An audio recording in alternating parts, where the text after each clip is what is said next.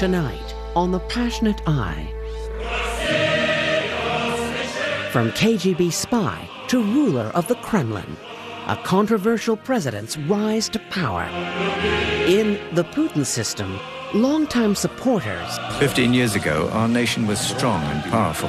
and his harshest critics There is only one key word for KGB mentality.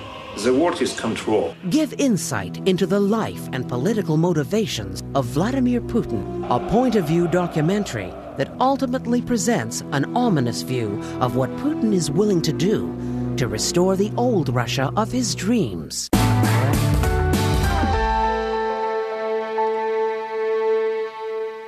I think that in Putin's entourage, there are people who implement whatever they think, not always even explicit, whatever they think his policies should be or he wants the policies to be. How much of it directly comes from Putin or how much of it just fits into the whole KGB, Stalin, Putinist system, which is kind of a hybrid of all of those things.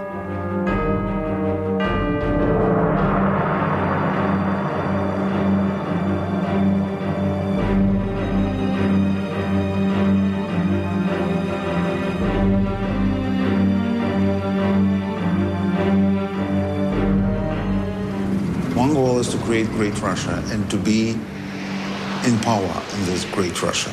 This is the goal which justify all kinds of means, whether it is war in Chechnya, or it's intrigues in Ukraine, or it's manipulating by gas, or it's just putting down all opponents, or it's just control on media, or it's just special relations with Iran, whatever.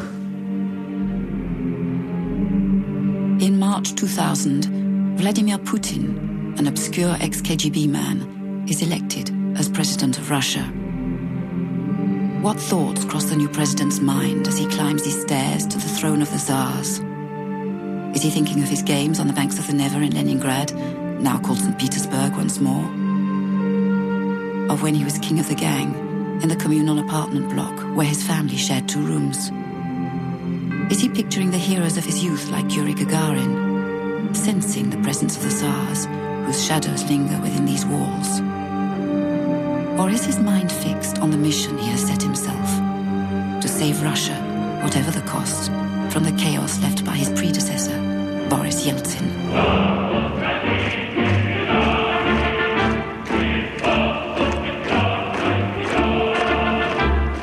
Patriotic and fascinated by Tsarist imperialism in his youth, Vladimir Putin was also deeply influenced by the Soviet regime. The country that has elected him is thirsty for a new hero who will revive national strength and pride. Even the memories of Stalin's purges seem obliterated by disillusion with the present. The Russian people are nostalgic for past glory.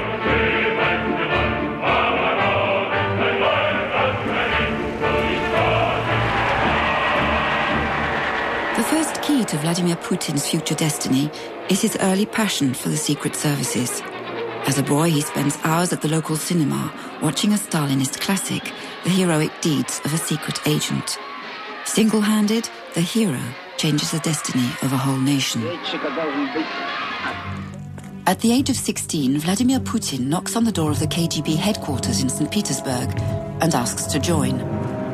He is told that the KGB alone decide who and when they recruit. However, they advise him to study languages and law. Vladimir Putin is 23 and in his 4th year at law school when the organization contacts him. Mr. Putin belongs to that generation of Russians who joined the KGB in 1975 when they knew perfectly well about the crimes committed by Stalin, about the role the Soviet state security played in the dramatic history of my country.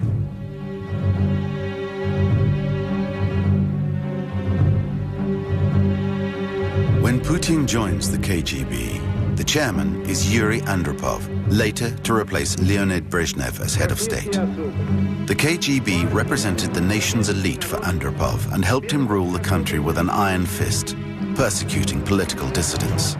But Andropov also knew that if the USSR was to survive, it needed to drastically reorganize its economy. The Soviet leadership realized that they're in a deep structural crisis by beginning of 80s. Andropov understood that they have to prepare some changes because otherwise the country will collapse. That was done secretly. It was not announced to the public. It was done quietly. They worked out the whole policy of perestroika, which later Gorbachev inherited. Today, Putin continues to pay homage to his mentor. Yuri Andropov unknowingly transmitted his vision of the state and his economic objectives to Vladimir Putin, influencing his own politics.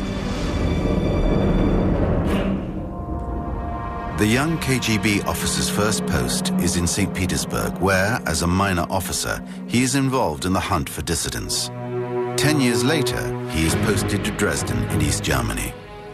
With the help of the Stasi, the East German Secret Service, his mission is to recruit informers. Inspired by Andropov, he also builds a network of business contacts, which will be very useful in later years. Upgraded to Lieutenant Colonel, Putin is still in Germany at the fall of the Berlin Wall.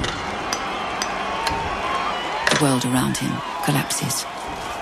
He asks for military support. The Kremlin remains silent. Putin feels that he and his country have been betrayed. He has no other choice than to return to St. Petersburg. It is probably at this moment that his vision for the future of the country